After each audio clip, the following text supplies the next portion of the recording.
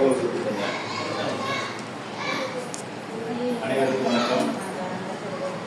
பள்ளி மேலாண்மை குழு மறு கட்டமைப்பு கூட்டம். இதுக்கு முன்னாடி 22ஆம் ஆண்டு முதல் அரசாங்கம் இப்படிதான் கூட்டம் போடணும் ஒரு திட்டம் போட்டு கொடுத்தாங்க. அந்த கூட்டத்தில் மகாலட்சுமி மேடம் அன்னைக்கெல்லாம் செலக்ட் பண்ணி கொடுத்தீங்க. சேர்ந்து அவங்களும் நம்மளும் சேர்ந்து நிறைய விஷயங்கள் படிக்கிறோம். உங்களுக்கு தெரியும். அடுத்த கூட்டம் இன்னைக்கு. இதில் என்னன்னா 25 பேரண்ட்ஸ் தான் இருக்கீங்க. மொத்தம் 24 உறுப்பினர் வேணும். இந்த பேரண்ட்ஸையே மாற்றி போட வேண்டிய சூழ்நிலை தான் இருக்கே தவிர உறுப்பினர்கள் பெரிய மாற்றம் இல்லை. ஓகேவா? அடுத்தது துணைத் தலைவரா யாரை போடணும்னு சட்டம் சொல்லுதுன்னா, இயலாத குழந்தைகள் எவ்வாறு குழந்தைகள் இருந்தாங்கன்னா அவங்க குழந்தைங்க துணைத் தலைவரா போடணும். முன்னாடி மதனேஸ்வரர் சர்டிபிகேட் இல்லை, இப்ப அவங்களுக்கு சர்டிபிகேட் கொடுத்துட்டாங்க. அதனால துணைத் தலைவரா அவங்க தான் திவ்யாவெல்லாம் போட்டாகணும். இப்ப தலைவருக்கு மட்டும் நீங்க யாராவது ப்ரப்போசல் பண்ணீங்கன்னா அவங்க தலைவரா போடலாம். அது என்னன்னா ஒடுக்கப்பட்ட சமூகம் எஸ்சி சமூகத்துக்கு சார்ந்தவங்க தான் இருக்கணும். ஓகேவா? அதனால நம்ம தலைவர்கிட்ட அந்த இதை கேட்போம். முன்னாள் தலைவர்கிட்ட இருந்து போன வாட்டி அப்படிதான் கொடுத்தாங்க. உங்களுக்கு மாதிரியே அப்படிதான் போட்டாங்க. அதேதான் சொல்லுங்க. நான் சூஸ் பண்றது இல்லை. இப்ப நீங்களே சொல்லுங்க. நான் சூஸ் பண்றது எல்லாம் கிடையாது. சூஸே பண்ணக்கூடாதுன்னு சொல்லிட்டாங்க கவர்மெண்ட்ல.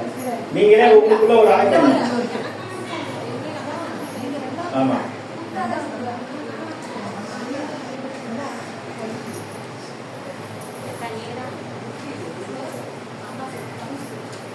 சொல்லுங்க. நீங்க தான் சொல்லணும்.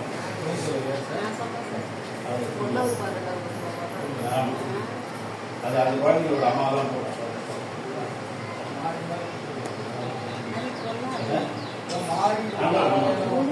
தலைவர் ஏதாவது சொன்னீங்கன்னா போதும்.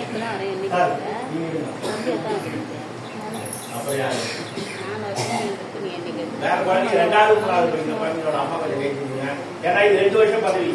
4 இந்த வருஷம் இருக்குது. வர கம்மியாட்டு இருக்கு. ஆமா நீங்க இருக்குல்லம்மா மஞ்சுளா மேடம், நீங்க என்ன செய்ய போறீங்க? நோட்ல கையெழுத்து போட போறீங்க. எல்லாரும் வேணாம்னா இப்ப யார் தான் இருக்குது? நாங்க இருக்கு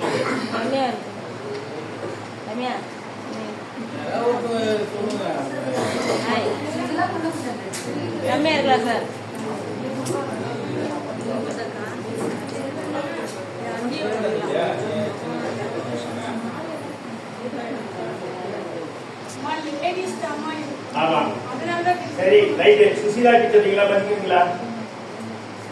சுசீலா டீச்சர் மதிக்கிறீங்களா இல்லையா? அவங்க கிட்ட நான் பேசிட்டேன். அவங்க 2 பேரும் சொன்னாங்க. ஒருத்தர்கிட்ட கேட்டுட்டேன், இன்னொருத்தர சொல்லிட்டேன். என்ன பண்ணணும்? நீங்க செட் ஆகிறதுக்கு என்ன பண்ணணும்? செட் ஆகிறதுக்கு என்ன பண்ணணும்? மீட்டிங்ல கையெழுத்து பண்ணணும். முன்னாடியாவது மாசம் மீட்டிங்க. இப்ப 4 மாசத்துக்கு ஒரு தடவை தான் மீட்டிங்க. அப்புறம் என்ன இருக்கு? அதுல என்ன இருக்குது?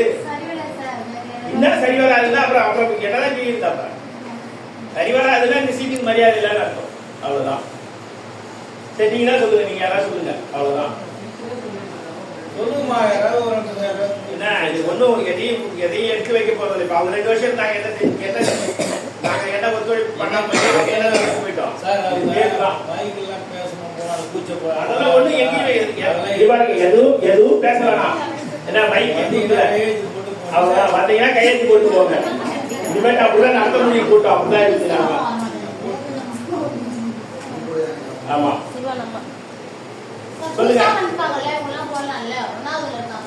1வது நம்மள போட முடியாது. அவங்கள பத்தி எனக்கு எதுவுமே தெரியாது. பழகினவங்க தானே போட முடியும். சொல்லுங்க. இல்லம்மா யாராவது ப்ரப்போசல் பண்ணணும், யாராவது எடுக்கணும். எல்லாத்துக்கும் ஃபார்ம் இருக்கு, எல்லாத்துக்கும் வேலை இருக்கு. ஆமா ஏமா நீங்க செட் ஆகாதுன்னு சொல்ல முடியாதுமா. ஒரு கட்டத்தை தாண்டி நாங்க என்ன செய்ய முடியும்? ஆமா சொல்லுங்க. நீங்க யாராவது சொல்றது நான் பாட்டி பேசிட்டு எல்லாம் இருக்க முடியாது. அதான் ஒன்று முடிவு பண்ணி உங்களுக்கு வேலை இருக்குது, எங்களுக்கு வேலை இருக்குது.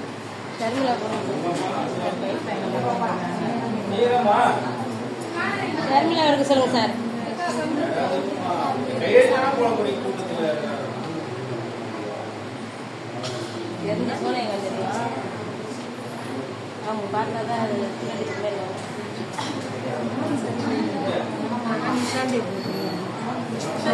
சாகுடைய